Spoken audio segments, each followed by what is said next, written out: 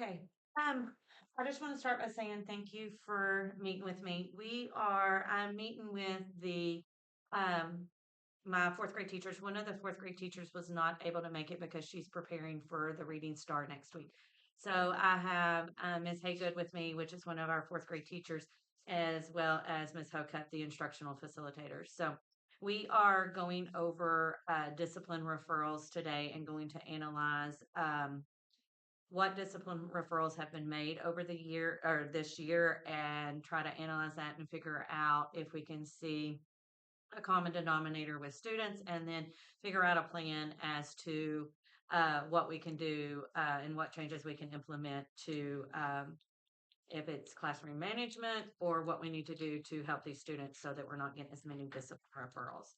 So, first off, we're just going to start with an overview of the discipline referrals. So, in over this school year, there has been,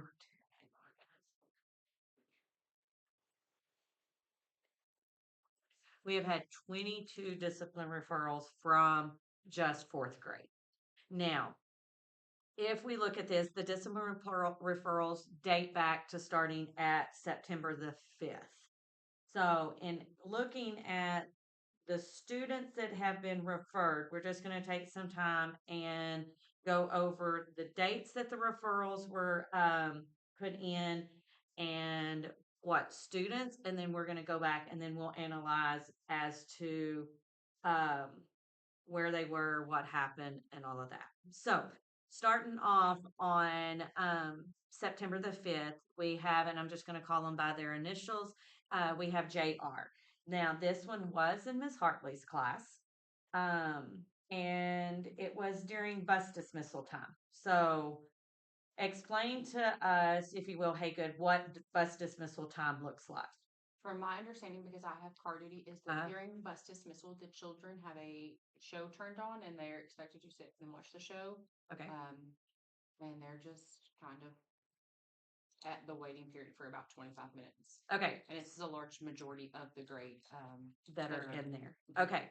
So they are monitored, but it's one teacher to probably about 30 children. children at that time. Okay. And on this one, it says that he and another friend were playing around during dismissal and had to be separated due to disruptive behavior, even after being redirected. So she had redirected, but we're still having problems.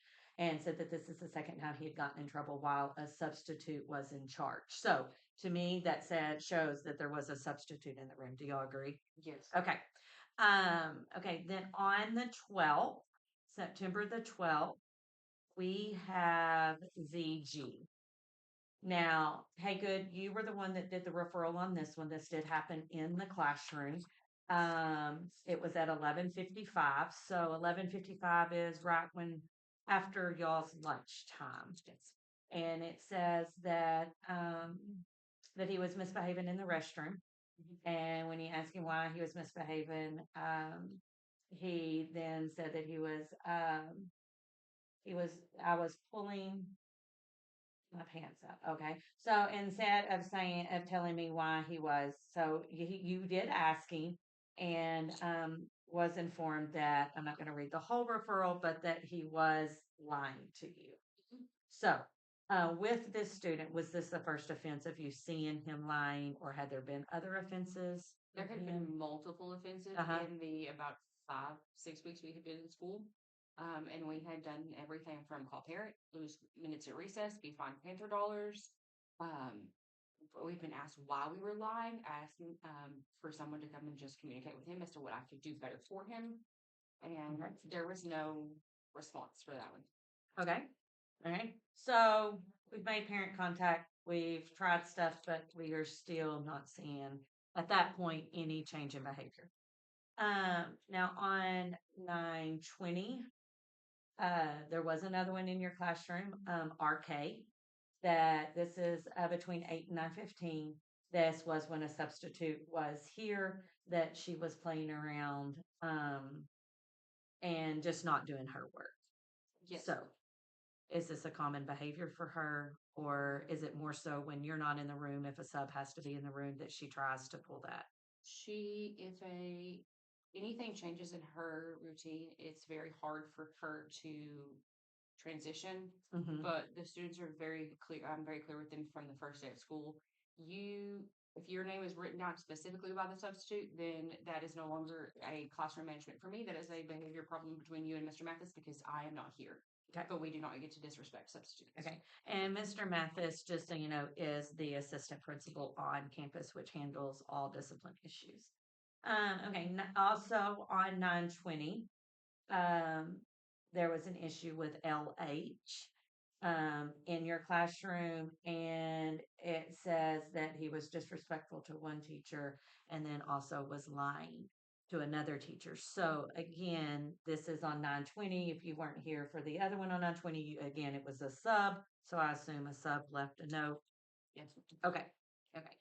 And then on 923, we have LH again. So the same student, 3 days later, um, you wrote him up. It was in the afternoon at 1:40, which what are y'all doing at that time?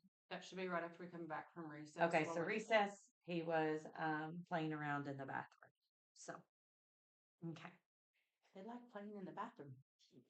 I know. The nastiest place ever. They want to play it. Never understood it. Okay, then we go, we do skip down to 1018. We do have ZG again. So same student that we had back on 912. Ms. Hartley did write him up. It was classroom and gym. This was throughout the morning. He was just not listening, being disobedient. And I was reading what all. Okay, being defiant. He was told to do something. He did not do it. Disobedience.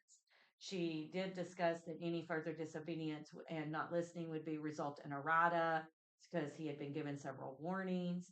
And then he disobeyed in PE, was not listening in PE, so therefore he did get the write up. So same student, some of the same behavior of lying there that we saw back on the 12th as well. Okay, 1021, we have ZG again. And this is, you wrote him up, but this happened in Ms. Copeland's room, who is our math interventionist, and he was refusing to work. So I know you can't really answer on that, but again, we're kind of seeing the same not listening refusal from this student. And okay, we're going to November the 1st. We have LD, and this was with you. It was at 8:20, so that's right after once class starts, right? Um, it says he actually was kicking a student, and so was this. I don't know. I know this is back in November, so I'm gonna test your memory. Was this during instruction time?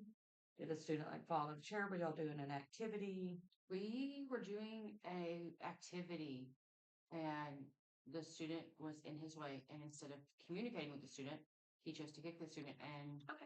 I said, No, not allowed.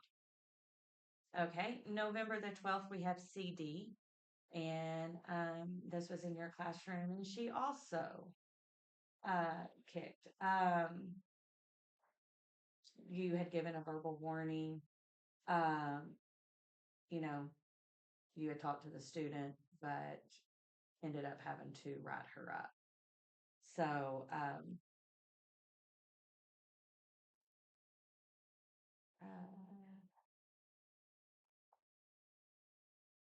so, I mean, I know she did talk to Miss Wright and Mr. Mathis about that. So we will move on and we can come back and discuss those more later. Okay, November the 15th, we have LH again. So this is the second referral, third referral. Yes, sorry, third referral for him. Third, I'm sorry. Now this was in Hartley's classroom. This was at 2:45, which is our intervention time. He's not following directions. He's being disobedient. He had been warned. And so then it warranted because of lack of following instructions. And after being warned, he then was written up. Okay, moving on to December the 10th. Sorry, our lights have an automatic shut off. Okay, December the 10th, we have ZG again. So looking, this is now one, two, three, four for him. This is in, you wrote him up, but it happened in the lunchroom. Now he was eating something off of another student's tray. This is something that he is aware he's not supposed to do because of parent rules. Yes. So, And he had gone past that to tell another student, you will give me this if you want this. It was the, in my opinion, manipulative right, I was behavior just saying he was being manipulative. that caused the write up. Okay.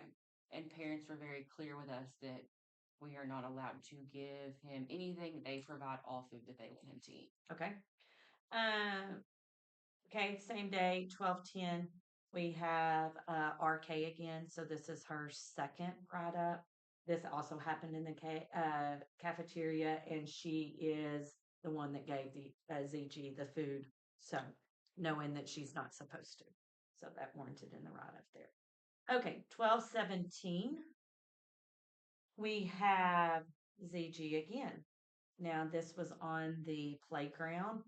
Hartley actually wrote him up, and he was warned to stay out of the mud because of the rain and to try to stay on the wood chips rather than off of the wood chips on our playground. He ended up getting in the mud. He was tossing wood chips at other students after being asked to stop. He was just being disobedient again. And so, same type of behavior, different day. Would y'all agree? Okay. Now, January was a pretty good month, and we had no write ups. Okay. February 4th, we have AC. And this was with you. This was during the Glow pep rally. You wrote him up, but it was actually during our pep rally. And he had a Glow glove on. He actually showed an inappropriate finger, which did warrant an errata. So, okay, 2-5, we have AL. You wrote him up. It happened in the boys' bathroom again. So, another one playing in the bathroom, but that is his first write up for the year. 3-3. So February actually kind of went pretty good. March the 3rd, we moved to there and we have LD again. So this is his second write up for the year. And this was in your classroom. He was taking pictures of another student, which is against He is schoolwork. taking pictures in Miss Hartley's classroom on his computer On of another girl's behind, and he then set it as his screensaver. One of the other students found it while they were putting away computers. Okay, so we have that, and I agree. It did warrant an errata. Okay, 3-4, we have CP, and that was he is a new student. When did CP arrive? End of middle of February, maybe. Okay, so he hadn't even been here a full month. This happened in the cafeteria, and he was just not following directions. He had been asked to stop making noises, sounds, and making good choices, and he just was not listening.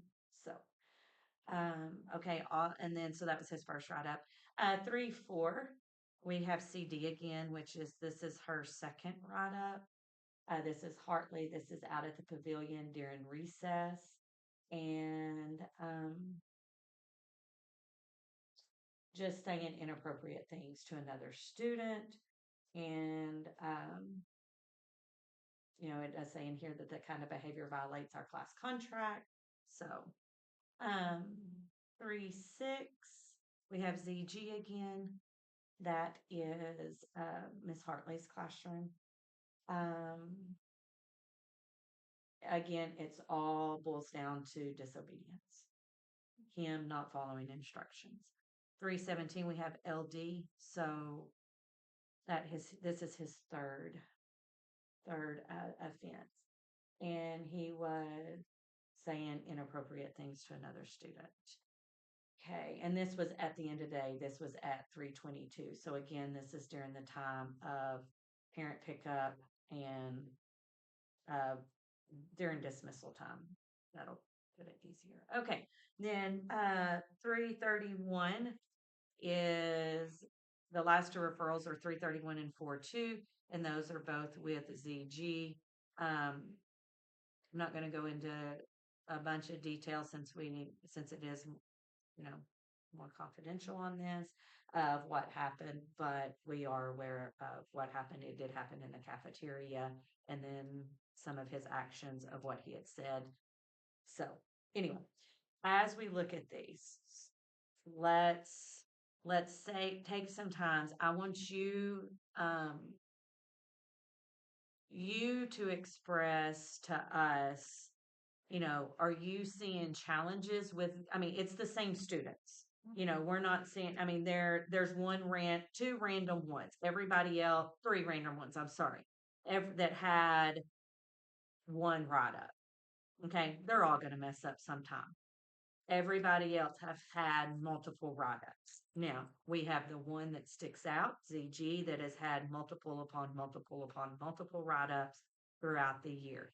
Okay, I want you to take time to share your experiences and if there's any challenges that you see that you're experiencing that we could help you with in figuring out, okay, what can we do to help these students? If there is any. Honestly, they all fall into blatant, just being disobedient, being disrespectful, and the only thing that we already do it is that I'm supported in when I'm like, I've asked you, I've attempted to correct you. It's no longer it's no longer something I can handle. You're going to have to discuss that with Mr. Arthur. Okay. So, and I agree. Do you agree, Ms. Hocutt? Well, I see him at lunch too, and I think for ZG, I think sometimes why he is defiant goes back to his home. And I agree.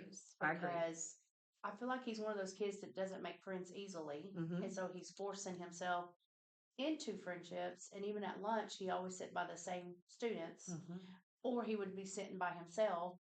I think sometimes he didn't like his lunch, and that his mom packed, and he felt embarrassed by it. And so I think when he comes to school, I think him being defiant and acting out is because I don't know if they are not involved with him at home and he wants that attention, or he doesn't get to do anything at home. Right. So it's kind of hard because he doesn't smile. Like I don't know if I've ever seen him genuinely happy. And I know I was in the classroom last year with him, and I have seen a big change in him. I know I just have him in the gym this year, but I've seen a big change in him. And I like, is he just trying to get accepted in any way he can? And to hear him talk in class when he does talk about home life, him and sibling, as long as they are kind of outside, they have freedom to do whatever they want. Up until this year, like we have been told, even at the beginning of the year, it was give candy, give this at your own risk. But then, whenever there was a problem with behavior, it was completely revoked. So I think that. So, do you feel like they were trying to blame the behavior on y'all? The email that I have been received from mom was that it was blamed on processed food. And in the beginning, his first several write-ups were my fault because I took the word of another child, that him and another child have not ever gotten along, that I did not provide him with what she deemed to be appropriate accommodations for a child who, to my knowledge, and as of currently, there is no need for any extra accommodations. And we have no 504 plan, no BIP, no nothing on this student. There's no documentation to support that they need any accommodations. Okay. And so I tried doing as she asked. I took every one of her recommendations that she gave, and his behavior has only intensified. Okay. Every time there was something brought in, he would ask us to communicate with his parents and see if he could have it for a child's birthday or whatever. Mhm. And sometimes mom would say yes, sometimes she would say no. Okay. And so I think as they took away that and the more freedom he was allowed to have to go do what he wanted at home, coming somewhere where there are boundaries and there is structure became very, very difficult. And I mean, if you look at these, and as we think back to when I was discussing them, a lot of his that happened, ZG's happened in the classroom. There were some outside, but a lot of his were in the classroom. They all lead back to disobedience.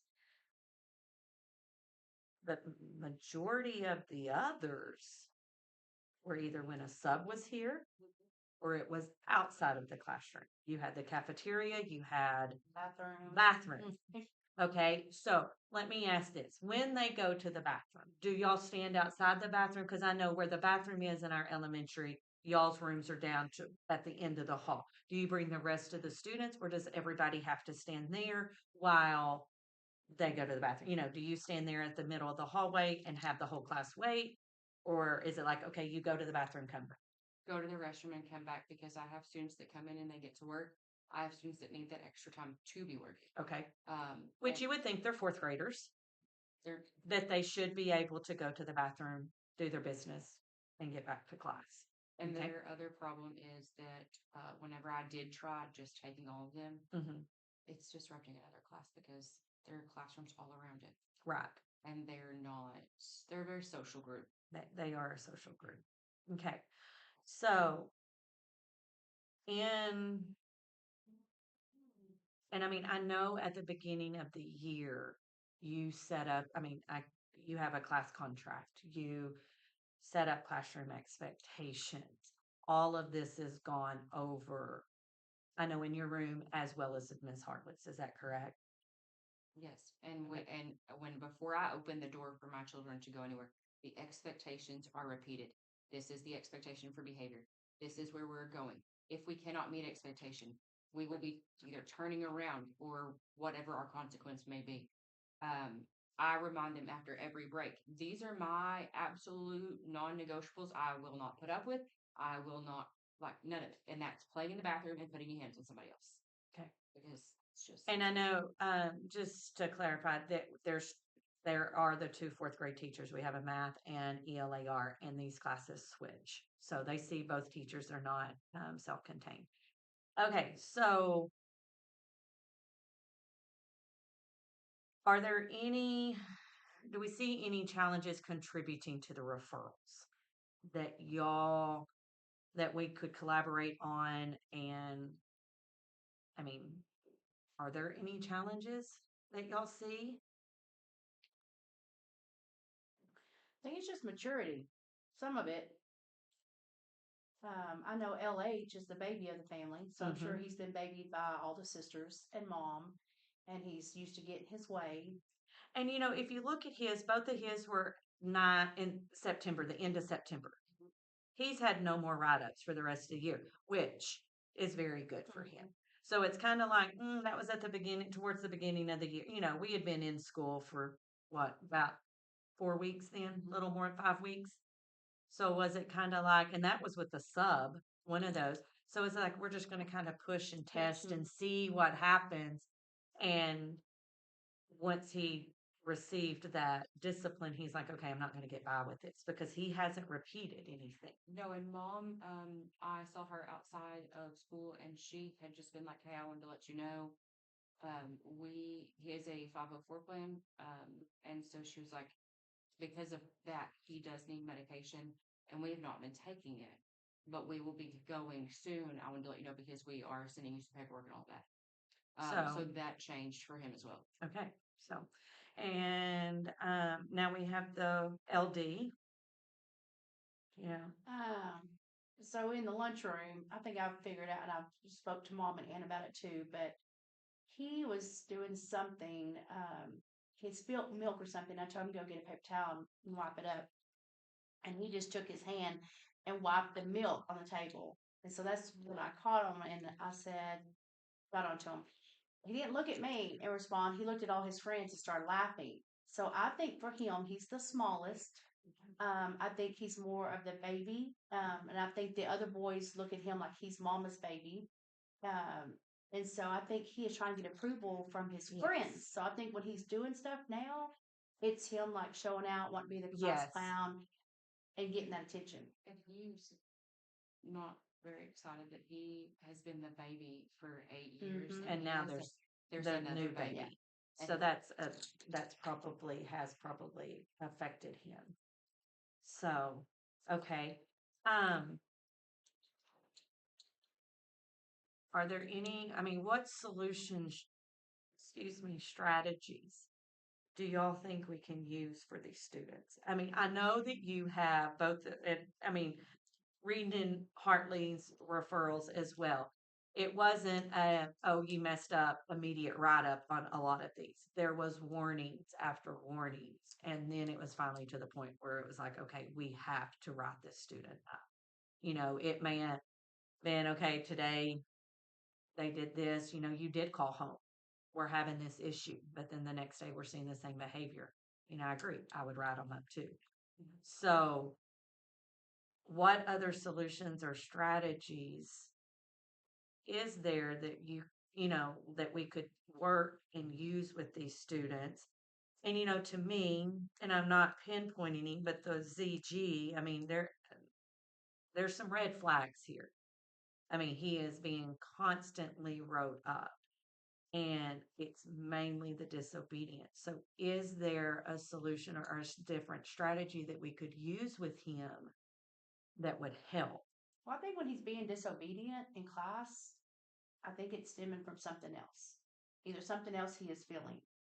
So, I mean, we know he's not going to be back on campus and he'll start fresh next year. So, I do want to talk to the fifth grade teachers of maybe when they see that, not to be quick to be like a discipline thing. So, like if they see him being obedient, maybe implement that folder. We used to have it with another Yes. student. Yes. And Where, I was sitting here thinking the same yeah, thing, where it's kind of like a journal where he can write his emotions. well, that too, but Mm. what's the other one where, like you hand them a photo, you say, "Can you go give this to Mr. Friend?" or "Could you go give Oh, this to Miss?" okay. Okay, Okay. so we know we are his person, and when he comes to us, Yes. we can just like kind of like talk to him, like And figure out maybe what's get him going on back and get on him back on track. track, or like give him positive motivation, and then maybe that when he comes back in It's class, he's had that break, he's removed from whatever was causing him to be disobedient. Maybe he'll come back in and work.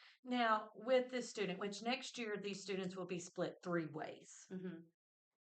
is because we know he doesn't have a very big friend base.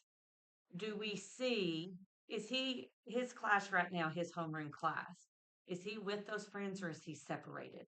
He has a one or two friends that were in there with him, and the other ones are in the other class.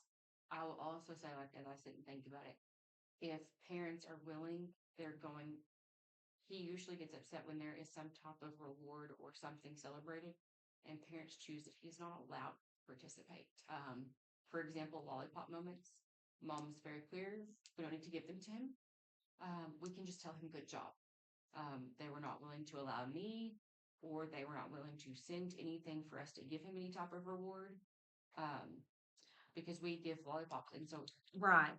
And our lollipop moments are when we catch a kid doing something good, we give them a piece of paper, we write it, they take it to the office, and then they get a lollipop as a reward, and then their name is called out the next day.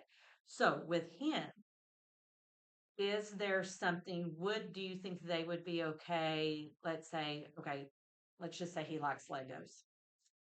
Could you give him Legos? Okay. And like instead of yes, still gets to write his name, it still goes down as a lollipop moment, but he's getting a different reward. It's not food or candy since we know he can't have that.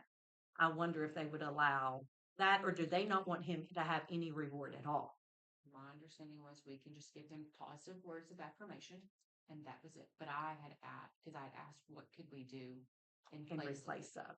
And it was positive affirmation. And I was like, okay, well, we do that. Like that is a very common thing. Um, but I feel like it's a little unfair to him to not allow him to participate in any way. His sister is allowed to get stuff because when she's coming out from, in the afternoons going to get in the car, she's always got like little things from the treasure box. So, And that's sad. Well, and to hear him discuss home life, there's lots of difference in what they're both allowed to do and what they're both allowed to have. Um, like I remember him telling me a story about how his sister had been allowed to have candy and all these things, and then he was not. I also know that it is only at school that that happens. He has discussed where he is allowed to go to other community events. He has been here for a community event, and parents have allowed him to get candy and participate, but we are not allowed. Like they take that ability away from us. Which is making it harder on him. I understand. I mean, so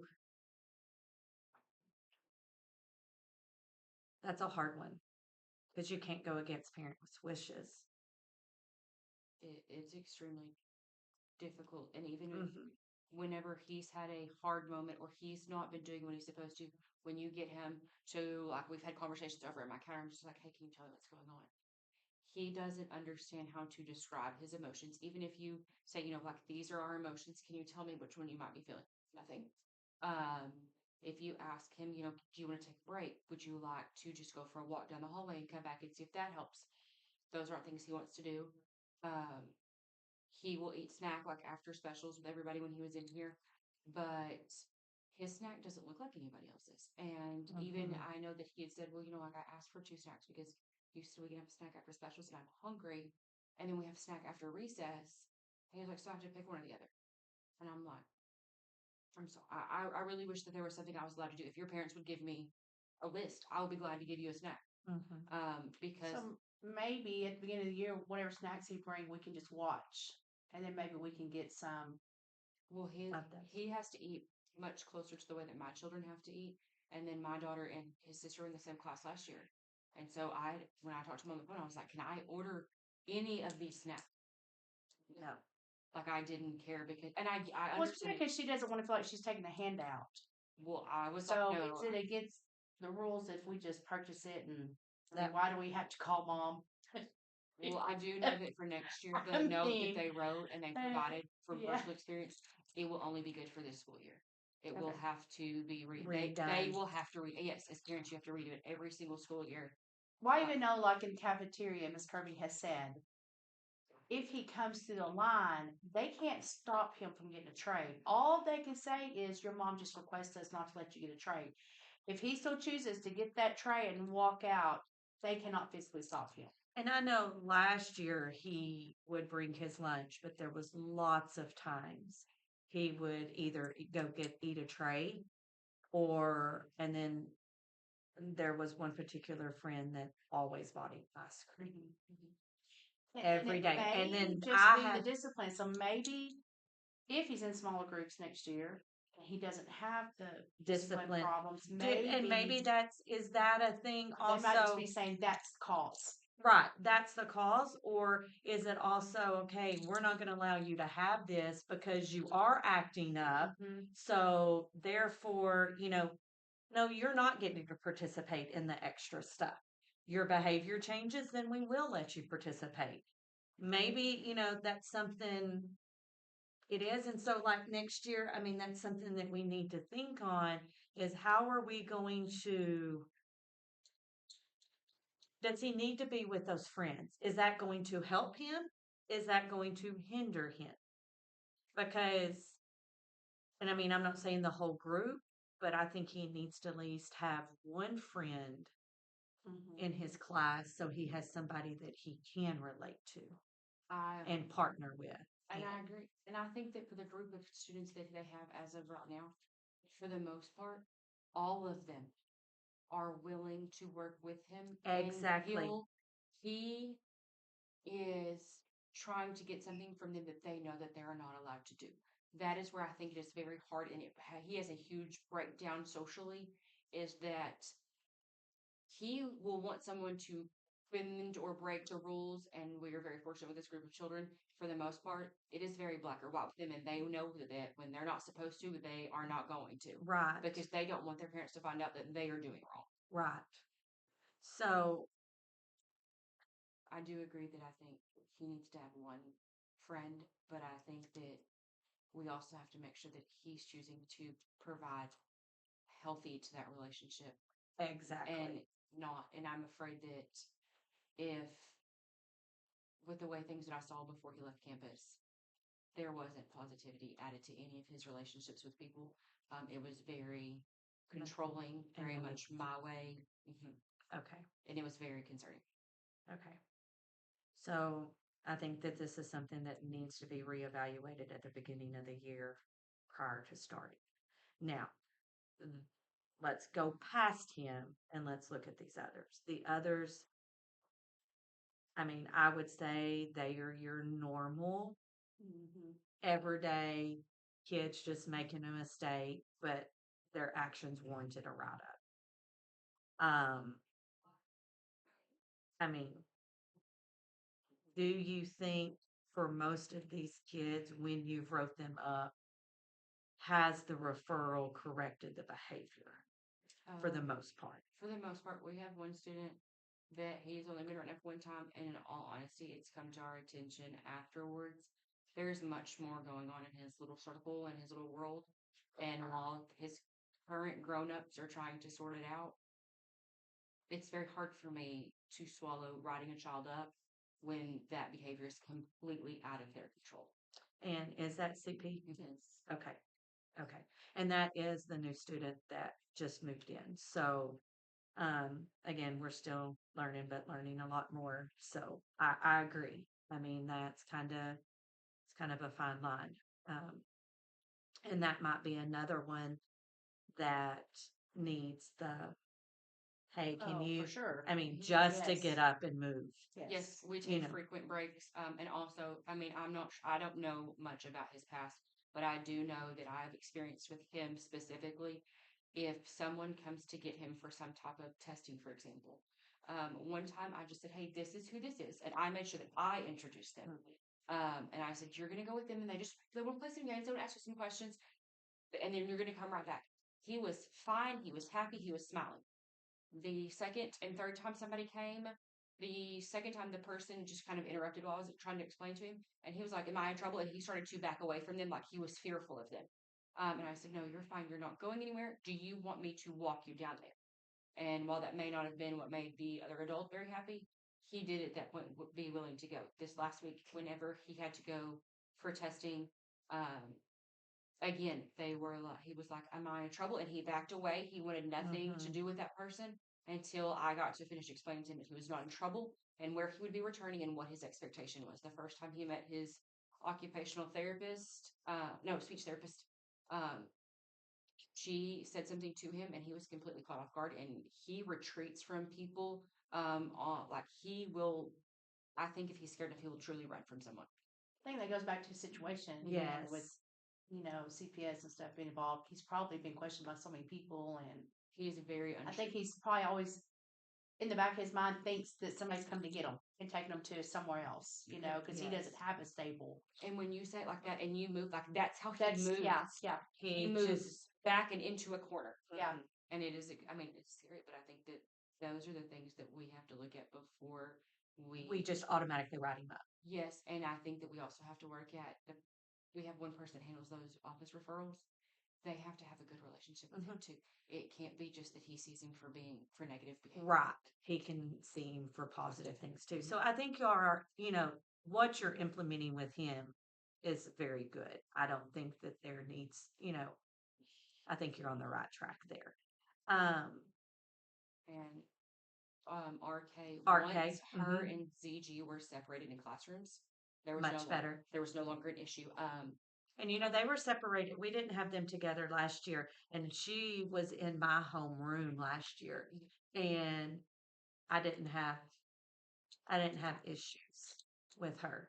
She very much prefers to have English first thing in the morning and math in the afternoon. She's a much more productive student that way.